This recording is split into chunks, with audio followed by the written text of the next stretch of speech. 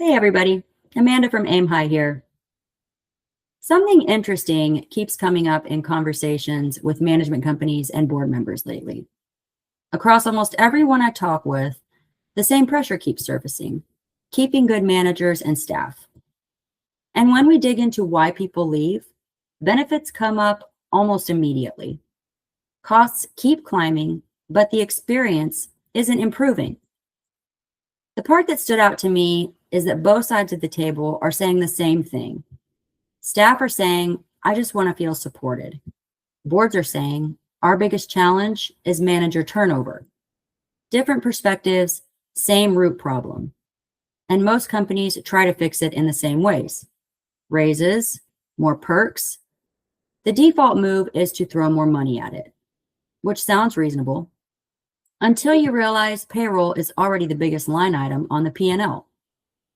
So if you keep pouring money into the biggest expense and nothing improves, that indicates the problem isn't effort or budget. It's structure. We recently reviewed feedback from one internal management team, about 60 people. Nobody asked for flashy perks. They wanted benefits that make the job sustainable, and in some cases, simply better take-home pay. Most benefit setups weren't designed. They were inherited, renewed, layered on for years. So costs pile up, but value doesn't. Here's what that looks like in practice. Employees delay care. Small issues become large claims. Large claims hit major medical. Renewals spike 20 to 30%. Margins get squeezed. So leadership spends more and the cycle repeats. It's a loop. But when you redesign the structure, not simply add more stuff, but set it up smarter, you often see the opposite effect.